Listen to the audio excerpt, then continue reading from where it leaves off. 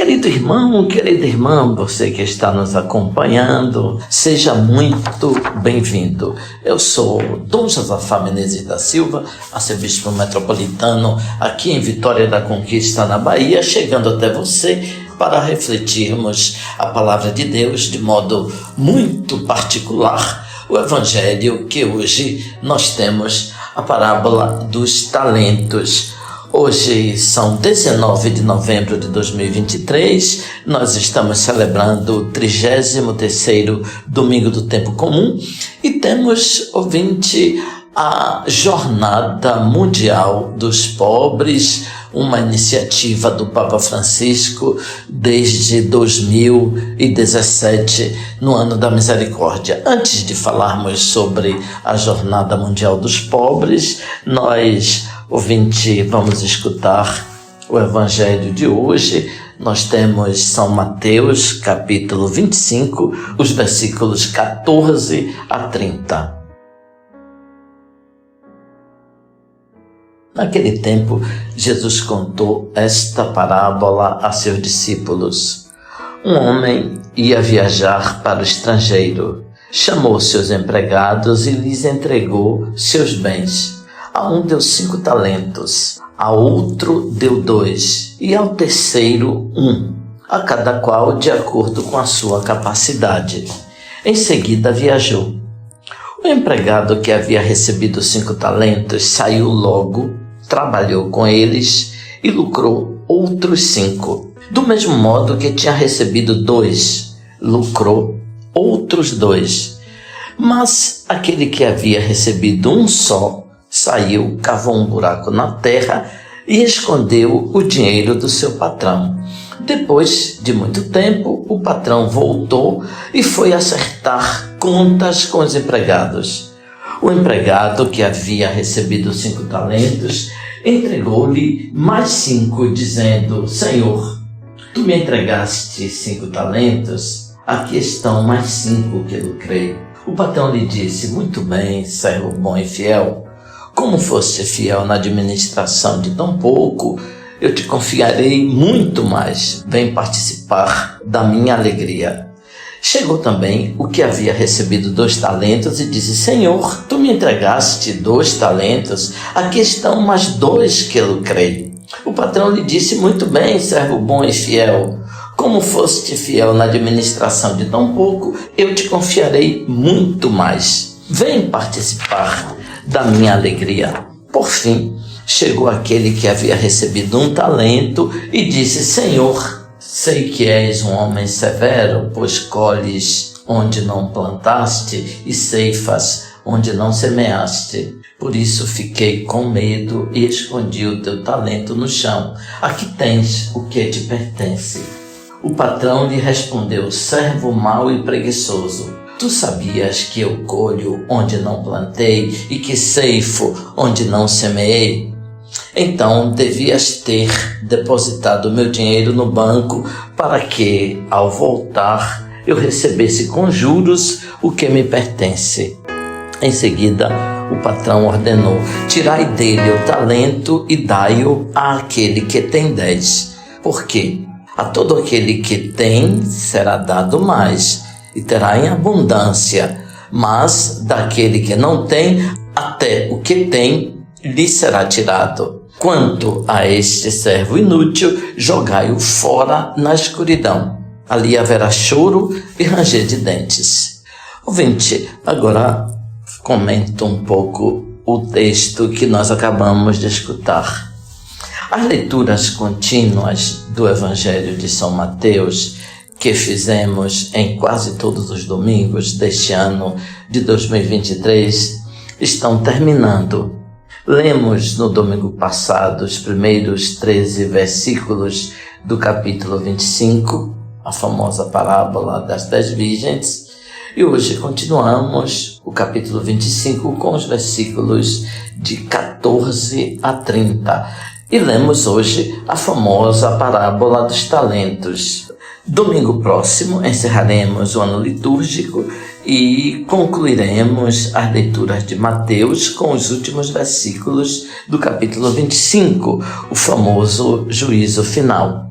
Terminando o capítulo 25, então, nós temos o capítulo 26, que já narra a paixão de Jesus. A parábola de hoje diz que um patrão, indo viajar para longe, chamou os seus escravos e entregou para eles os seus bens, os talentos. Podemos compreender que esse patrão é Jesus, que indo para a paixão, sai de cena e deixa as suas riquezas com os seus discípulos, que deverão, então, continuar a sua missão. O texto que lemos, ouvinte, é muito conhecido e bastante utilizado nas nossas comunidades. Podemos subdividir a parábola dos talentos em 3 partes. A primeira parte, um patrão em preparativo para empreender uma viagem e confia aos seus servos, os seus escravos, o próprio patrimônio. Depois nós temos os versículos 14 e 15, o comportamento dos servos durante a ausência do patrão. No retorno, nós temos o acerto de contas nos versículos de 20 a 30. O patrão que parte e retorna é a figura que dá unidade ao conjunto da história, que tem como eixo principal a relação com os 3 servos. Quanto aos escravos ou servos, eles são classificados em bom e ruim. A linguagem é florida de termos bancários, juros, dinheiro, contas, ganhar, talentos, bancos. A linguagem é florida de termos bancários, juros, dinheiro, contas, ganho, talentos, bancos e outros termos de administração econômica. São característicos dos diálogos que estão na terceira parte entre patrão e os empregados. Cada servo dirige a palavra ao patrão e presta contas. Também o patrão fala com cada um dos 3, motiva a recompensa ou a punição e conclui o discurso com o imperativo: entra no meu reino ou tira o talento e dá a outro. Também o patrão fala com cada um dos 3, motiva a recompensa ou a punição e conclui o discurso com um imperativo: entra na minha alegria ou tira o talento e dá a outro.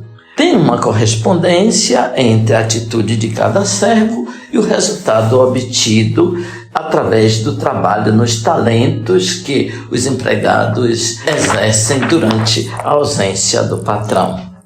O personagem principal da parábola é um rico senhor oriental que, devendo partir para uma longa viagem, confia os seus bens aos servos de maior confiança. Ele parece conhecer as capacidades dos servos, as competências, o caráter e, em base a esse conhecimento, decide quanto confiar a cada um. O patrão não fornece nenhuma indicação sobre o método de gestão dos talentos, dando, portanto, a entender que tem plena confiança na inteligência e na destreza dos seus servos. Esses servos não seriam pessoas especializadas em aplicações financeiras, acostumadas a trabalhar com o dinheiro de outras pessoas, mas são simplesmente servos. Nós podíamos dizer até escravos. Um escravo podia usar o dinheiro do patrão para obter lucro, mas esse lucro era do patrão e não do escravo. Aos escravos podiam ser entregues somas significativas. Evidentemente, o patrão quer desafiar os seus escravos, quer ver até onde eles podem ir. O texto diz que o patrão entregou os seus bens. Na língua grega, é o mesmo verbo utilizado por São Mateus para a entrega que Jesus faz sobre a cruz. é um dar sem querer de volta. É um entregar definitivo, um oferecer completamente aquilo que o patrão tem. Nós podíamos, então, compreender melhor a parábola dos talentos, ouvinte, usando o paralelo que São Lucas apresenta no capítulo 19, a famosa parábola das minas. Ali, a quantidade que se entrega aos servos é modesta e é igual para todos, 10 minas, o correspondente a 10 denários. Um talento seriam 60 minas. Uma quantidade, portanto, muito maior. Mateus, então, por sua vez, mede então a soma confiada em talentos, um capital apreciável. A palavra talento aparece umas 13 ou 14 vezes explicitamente no texto, mas ela aparece também de maneira implícita durante várias etapas da narração, justificando a denominação de parábola dos talentos. Essa palavra, pela influência bíblica, entrou em várias línguas latinas, significando carisma, capacidade, gênio, força e outros significados. A quanto corresponde um talento? Um talento era, naquele tempo, uma soma significativa, correspondendo ao pagamento de cerca de 20 anos de trabalho de um operário. O talento era uma unidade monetária muito elevada. Alguns dizem que um talento poderia corresponder a uma média de 26 a 36 quilos de ouro. Era uma fortuna enorme para aqueles tempos onde os recursos eram tão escassos. A segunda parte da parábola descreve o comportamento diferente dos servos. 2 são empreendedores, dinâmicos, rápidos, enquanto o terceiro é inseguro e medroso. O texto põe um advérbio dizendo que o primeiro, que recebeu 5 talentos, saiu logo. Sublinha a diligência do servo fiel. Na primeira parte não se disse que o patrão mandou que os criados negociassem com seu dinheiro, mas percebe-se que os bens do patrão não podem ser concebidos à maneira de um bem a ser conservado. Esses bens têm a vocação para o crescimento e a frutificação. O que foi semeado na terra boa, diz São Mateus no capítulo 13, na parábola então do semeador, a terra boa produz frutos à base de 100. Os talentos também deveriam produzir. O terceiro servo age como se a sua obrigação fosse restrita à segurança das peças de ouro e de prata que correspondem aos talentos. Imobilizar o patrimônio do patrão equivale a frustrar os planos do mesmo. O evangelista quer estimular a avaliação de suas comunidades. Todos devem estar conscientes do tesouro que têm nas mãos, se os talentos estão bem empregados ou se estão enterrados debaixo da terra. Isso quer dizer, ouvinte, se existem aspectos importantes da vida eclesial que podem estar desvalorizados, abandonados. A cena, inicialmente tranquila e serena, de repente se torna sombria no momento da prestação de contas. Apresentam-se os 2 primeiros servos, com justificado orgulho, declaram ao patrão ter duplicado os bens. Aqui estão outros 5. Eis aqui outros 2, diz o segundo. Na parábola de Lucas, os 2 servos parecem reconhecer que o resultado surpreendente dos negócios não foi fruto dos esforços deles mesmos, mas pode ser atribuído à bondade do capital. Ali se diz: as moedas que nos destes frutificaram outras tantas. Aqui em Mateus se diz simplesmente: eis os talentos que lucrei. A expressão quer sublinhar habilidade, méritos pessoais, carisma e decisão dos servos do patrão. A recompensa que eles recebem é a alegria do patrão, a felicidade que brota do estar em sintonia com ele e com seu projeto. Como foste fiel na administração de tão pouco, eu te confiarei muito mais. Mas como foram fiéis no pouco, sendo os talentos uma soma enorme? Mateus concorda com a posição rabínica que a fidelidade nas coisas pequenas torna a pessoa grande diante de Deus. Por recompensa, os 2 servos recebem poder sobre o muito. Com essa expressão, se quer dizer provavelmente que a eles é concedida uma posição dominante na empresa do patrão. Essa promoção está dentro dos limites do real. Ao invés, o convite para entrar na alegria de seu Senhor parece fazer menção ao banquete messiânico e escatológico.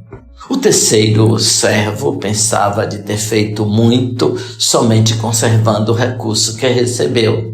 A motivação de seu comportamento se justifica pelo medo que ele tem, sabendo que o patrão é um homem severo, extremamente apegado aos seus bens, até podemos dizer, nas suposições do terceiro servo, o patrão é até avarento.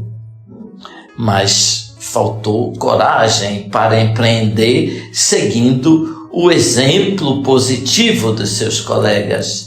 Por punição, o servo é privado do talento que tinha recebido e aquele talento foi dado ao escravo melhor. Deus é um pai que confia nos seus servos, ama gratuitamente a cada um e quer que todos sejam felizes. À sua maneira, o terceiro servo foi honesto. Não roubou o seu patrão, não perdeu os bens, não destruiu, não desperdiçou o que lhe foi confiado, restitui tudo intacto. O patrão reprova porque não teve iniciativa, não soube arriscar, permaneceu muito servil, quis salvar o talento e terminou perdendo. A parábola dos talentos é uma exortação forte a termos mais medo de ficar inertes e imóveis, como o terceiro servo, do que de errar. O medo nos torna derrotados na vida. Quantas vezes renunciamos vencer somente por medo de sermos derrotados? A pedagogia do Evangelho nos convida a dar 3 passos. Não ter medo, não meter medo e libertar-se do medo, sobretudo daquele que é Pai de todos, o medo de Deus. Os servos foram restituir os talentos e Deus não os recebe. Não existe uma cifra ideal a ser atingida. O que se deve fazer é caminhar com fidelidade a si mesmo, ao que se recebeu, ao que se sabe fazer, onde a vida lhe colocou, fidelidade à verdade que Deus tem para cada um de seus filhos, sem máscara e medo. As balanças de Deus não são quantitativas, mas qualitativas. Atrás da imagem dos talentos não estão somente os dons de inteligência, coragem, de caráter, mas também nossas capacidades. A Mãe Terra e todas as criaturas colocadas no nosso caminho são um dom do céu para todos nós. Cada um é um talento de Deus para os outros e para a vida.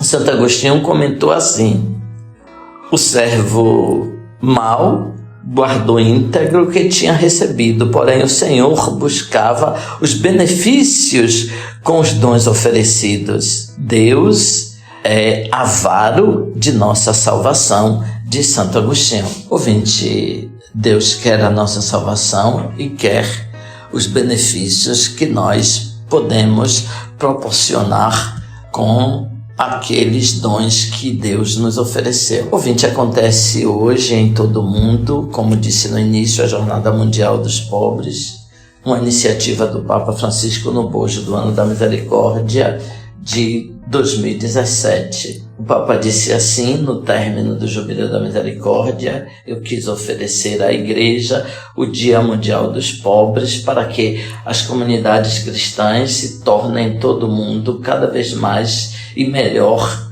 sinal concreto da caridade de Cristo pelos últimos e mais necessitados. Em todo mundo, ouvinte, e aqui em Vitória da Conquista, nós estamos celebrando também a 7ª edição do Dia Mundial dos Pobres, aderindo, portanto, à iniciativa de toda a Igreja.